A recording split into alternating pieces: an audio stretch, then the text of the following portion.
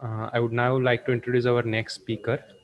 So, our next speaker is Dr. Piyush Desai. He is a consultant endocrinologist at Advanced Diabetes Center, Surat.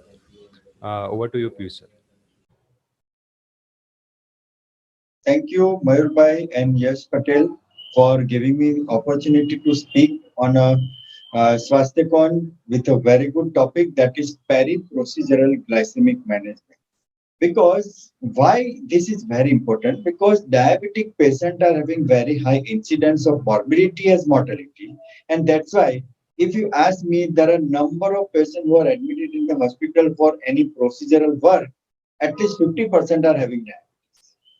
And this perioperative glycemic control increases the risk of adverse outcome. And for that, a better post and rather I will say perioperative hyperglycemia reduction is very important to reduce the risk of adverse outcome. So what are the metabolic effects?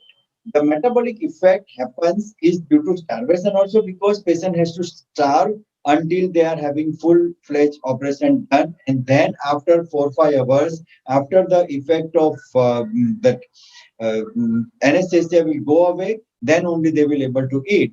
So this starvation period includes catabolic state. It will stimulate counter-regulatory hormone. Sometimes it is attenuated in patients with diabetes by giving insulin and glucose, but many times it still may not happen. As far as neuroendocrine stress is concerned, response is related to counter-regulatory hormones only. So it is mainly epinephrine, glucagon, cortisol, and growth hormone. These are the four hormones. Along with that, sometimes inflammatory markers like cytokines, especially interleukin 6 and tumor necrosis factor alpha, which may be a part of sepsis or body's response to sepsis, which leads to metabolic changes. This will lead to hyperglycemia, as well as this may lead to exacerbation of hypoglycemia also due to catabolic effect. Hyperglycemia happens due to increased insulin resistance, decrease in the peripheral glucose utilization because of counter-regulatory hormones, impaired insulin secretion due to fluctuations in the sugar level, increased lipolysis due to trauma, due to surgical trauma, and protein catabolism because of long time not eating properly, sometimes due to catabolic state, which is going on for prolonged time, and that may lead to hyperglycemia as well as ketosis also. So on one side we have hyper and hypoglycemia related extremes. On other side, patient may develop ketosis. Then that's why this special concern that we have to prevent hypoglycemia as much as possible, as well as hyperglycemia whenever it is possible. Why I'm saying whenever, that I will include in my next couple of slides. Complex polypharmacy is there, so we have to be cautious, and that's why we are using insulin more rather than oral hypoglycemic drug to avoid any contraindications in between. Inappropriate intravenous insulin infusion is also sometimes a problem.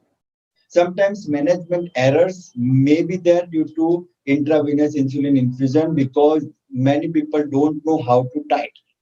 And perioperative infections, perioperative complications like acute kidney injury or some brain related issues or cardiac related issues may worsen the situations.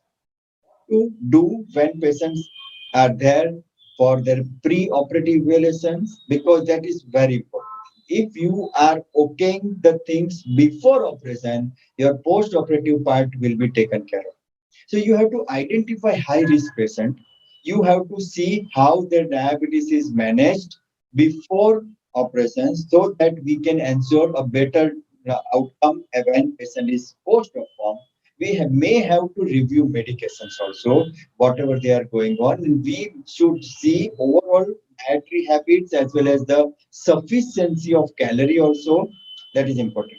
So what are the factors we should look about is definitely blood sugar control in form of fasting, PP and HbA1c, urine routine microbe to check for nephropathy as well as infection, UTI, cardiac status in form of ECG and whenever it is needed, because ECG is less predictive. So I will say whenever it is needed, echo or SOS TMT is also needed, and chest X-rays sometimes give us clue for cardiomegaly. So sometimes that we are not able to see in ECG. PVD, whenever it is indicated, is important, but fundus examination to see retinopathy.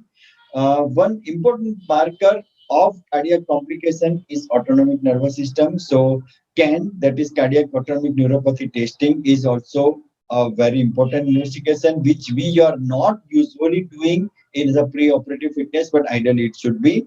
And metabolic and electrolyte changes like, sodium, potassium, chloride, ABG, whenever it is indicated. And for airway, if there is a specific history, then X-ray cervical spine epilateral is important. Autonomic neuropathy, how we can come to know? Patient with hypertension, patient with history of painless MI, orthostatic hypotension, especially lack of heart rate variability, reduced HR response to atropine or propranolol are the key signs from where we can understand that patient is having autonomic neuropathy. Sometimes lack of sweating, neurogenic bladder, and impotence, as well as early satiety because of gastroparesis are also one of the important signs so that we can go for diabetic neuropathy testing. Early stage, intermediate stage, and late stage decided on various response. Heart to heart variation or HR response abnormality is early stage. Abnormality on Valsalva is intermediate, and once patient start postural hypotension, that is late stage. And these are very important valid marker because it is one type of end organ failure, and concomitant illness or concomitant medicine may sometimes worsen the thing, so that we have to keep in the mind. So this is exactly what we are doing in autonomic neuropathy testing, that is heart rate variability on deep breathing, standing and Valsalva maneuver, and BP response to standing as well as sustained hand grip and Valsalva maneuver. So that is what exactly we are testing, and on which we can grade mild, moderate to severe autonomic neuropathy. And whenever it is indicated, they should be considered as a high risk. The basic general prescription principles is to control diabetes well, and we should avoid insulin deficiency. So whenever patient is requiring insulin, they should be on insulin therapy. And patient with diabetes care providers should have been involved in perioperative period. Otherwise, what happens? You have controlled it very well, but you are never referred for glucose control post-operatively. Then patient may have worsened. So it's a regular basis on over the time pre, during operation and post operation. We need a regular sugar testing, and accordingly we have to adjust. As far as the number of the number in the OT list is concerned, it should be preferably first or second patient early morning, because patient has to be fasting for a longer period of time. So what happens that if person is not eating properly, then it will cause again problem. So the goal to maintain glycemic control, goal is to prevent further deterioration for pre-existing condition, as well as to prevent end organ failure, to prevent complications, and greater concern for aseptic precaution is must, and post-operative pain managements are important. If glycemic control is poor, then definitely elective surgery is not your option. If major surgery is there and glucose is more than 270, then we have to have a rapid control achieved with IV insulin. If it is more than 400, then surgery should be postponed, ideally till the metabolic state is stabilized. In critical ill patient, we don't want lower sugar. If you see the NICE guideline, it suggests that you have to keep between 140 to 180. This is the regular guideline. It should not go beyond 180. It should not go less than at least 100 NIP. So the blood sugar goal is between 90 to 180. But if surgical patient, then it is 90 to 140.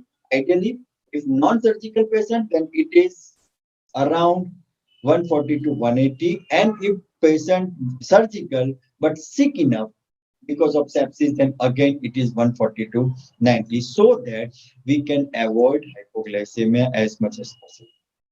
Insulin management is important. Insulin regimes may vary, depends on the requirement.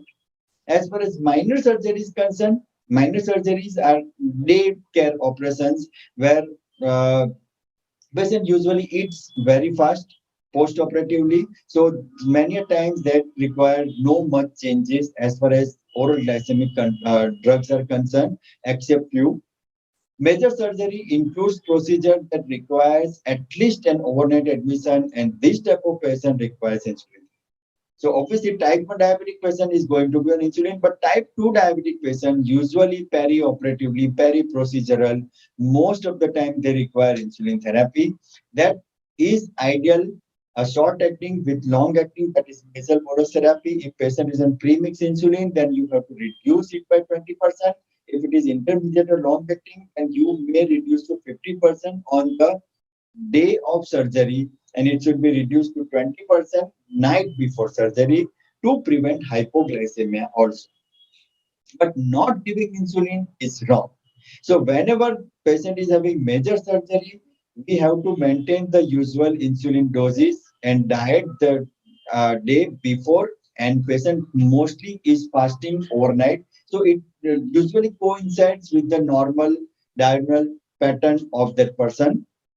Omitting morning insulin sometimes may be there, but depends on the sugar. So if patient is having very high sugar, patient may require insulin glucose infusion also. Uh, if patient is going to fast for a longer period of time, then even though we are not giving insulin subcutaneously, we have to give insulin glucose infusion, and measuring blood glucose level at least hourly during the intraoperative period is the ideal course. And post-operatively, as soon as patient starts eating, we should give insulin therapy. Now, major surgery that give a reduced dose of insulin before early breakfast in the morning, and patient should arrive at the facility at around 9 o'clock so that the things will be very easy.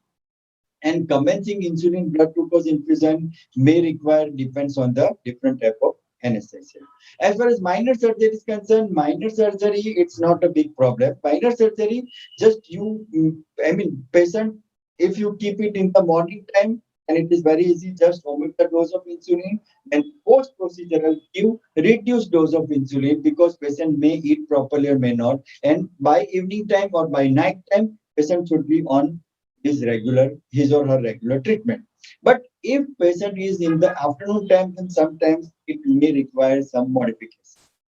Patients who are on oral drugs, few drugs to be stopped, especially metformin, glitazone, even SGLT2 inhibitors are the drug that actually we should stop at least 48 hours before surgery. But many times it happens that patient getting admitted just the 1 day prior, and then you are being referred for perioperative management. So maybe a 1 day is still enough, but at least stop metformin, glitazone, and SGLT2 inhibitor 1 day prior surgery. That is must. And whenever it is needed, it is better to put patient on subcutaneous insulin. Patients who are on diet alone, not requiring oral drugs or insulin for the routine management, then you can go for simple blood sugar monitoring. The goal will be keeping it less than 180 whenever it is possible. And if it crosses more than 180, then you have to give subcutaneous insulin. So that is what exactly we are going to do. As far as post-operative period is concerned, glucose insulin infusion, if it is there, patient is on during the perioperative period, then post-operatively we are going to continue unless until patient can resume adequate diet. If hyperglycemia is detected post-operatively, not previously known to have diabetes, then I will say we will manage at that particular point of time, but we will go for HbA1c, and I would like to evaluate that patient if patient was having pre-existing diabetes or patient is having stress hyperglycemia, that we have to differentiate accordingly. Diabetes medication requirement may increase perioperatively, so that also you have to keep in the mind, that is because of the counter-regulatory hormone. Now, one thing I would like to tell you all, that patient may require insulin most of the time, but giving sliding scale like more than 150 to 200, 2 unit, 200 to 254 unit, that is useless. That is horrible. Because each and every type 2 diabetic patient, especially type 2 diabetic patients, are having different level of insulin resistance. So one patient may require 20 unit at the sugar level of 150 to 200. Other patient may require only 4 units. So that is very important that we cannot generalize sliding scale. And the most important way to utilize is a correctional dose. So as per the dose, we have to decide. As far as tight control is concerned, if pregnancy is there, if cardiopulmonary bypass is there, if neurosurgery is there, then definitely we want even tighter control because that will improve the wound healing and it will improve the neurological outcomes. As far as uh, uh, overall risk is concerned, these patients are also at high risk of hypoglycemia. So insulin infusion is the ideal choice perioperatively because many times with CPB and neurosurgery, patients are not eating for the long time. So how we should give this infusion? All the parenteral additives should be there in this particular in per patient in one hand, while on other hand or in other intracare, dextrose 5% should be given with regular insulin through insulin infusion pump so that these two will go together, but it will not, the rate of infusion will not get affected because of the parenteral additives. Rate of insulin infusion can be decided on the blood capillary responses. You can see that different glycemic level. This is in the millimole, so don't get confused. We have to multiply it by 18 for our routine guideline, which are the international guideline. But here, again, one important thing: just putting patient on insulin infusion is not good enough. You have to give correctional doses, you have to give bolus if sugar level is high. So again, if you don't utilize your brain, then this infusion rate is like any other sliding scale, which is not a good thing to do. As far as fluid management is concerned, we have to provide substrate to prevent proteolysis, lipolysis, and ketogenesis, and we have to maintain blood sugar level between 140 to 180, and we should not go for hypervolemia also. So, what is the basic requirement? 1.5 to 2.5 liters of water, 50 to 100 millimoles of sodium, 40 to 80 millimoles of potassium, and total 180 gram of glucose. That is basic need to prevent catabolism. Even if patient is diabetic, patient requires glucose along with insulin to utilize to reduce the catabolic state. And maybe requirement of magnesium and phosphate will be there if patient is having long-term catabolic state or long-term procedure where patient is not going to eat properly for rest next few days.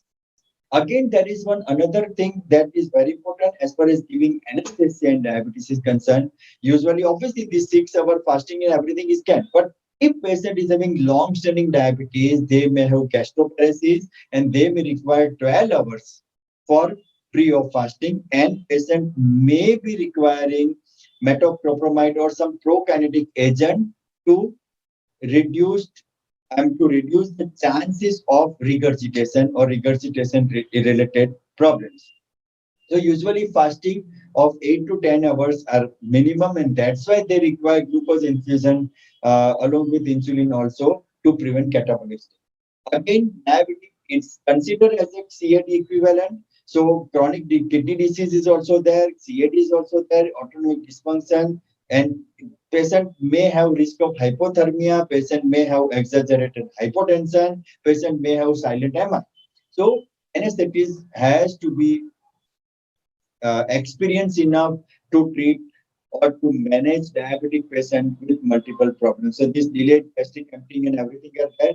Along with that, sometimes difficult airway because of obesity is one of the commonest comorbidity in diabetic patient. Therapeutic related, sulfonylurea may cause hypoglycemia, metformin can cause lactic acidosis, even SGLT2 inhibitor, not written here, but SGLT2 inhibitor can cause euglycemic ketosis. Incretin, especially GLP-1, may delay the gastric emptying and increase the nausea. So that all things an anesthetist should know as a attending physician, we should know. There are few agents. This is not for us because as a physician we are not going to manage, but propofol, etomidate, ketamine, they may cause significant hyperglycemia, change in the glycemic response because they also work through counter-regulatory hormone. And so as perioperative dexamethasone, NSAID use are also, we have to be very vigilant because that you are not going to use, but the anesthetist may use that you have to manage during the post-operative period. With that, there are few cases where emergency surgery is needed, and that is most of the time in diabetic patient it is due to some infection. Usually, that type of patient are uncontrolled. Usually, that type of patient are dehydrated. Usually, that type of patient are metabolically decompensated, and they are having more insulin resistance, and they are also prone to have hypoglycemia. So, whenever there is emergency surgery, first try to stabilize the patient, and if you get 2 3 hours, then correct fluid imbalance, correct electrolyte imbalance, give insulin glucose infusion to keep sugar between 140 to 180, treat acidosis and avoid hypoglycemia. And once patient is stabilized, you can go for operation. But if patient is not possible to wait till the surgery, we can wait for a safe environment for surgery, then just attempt to eliminate ketoacidosis completely by giving better metabolic control. So this is what I would like to say with, and this is the perioperative management. Yes, 15 minutes are very less to describe all the things, but this was more of a glimpse that how basic thing what you can do as a physician, as a diabetologist to see the risk of while evaluation of the preoperative patient, to manage patient perioperatively and to reduce the complications post-operatively. Thank you. Thank you so much, Dr. Piyush Desai.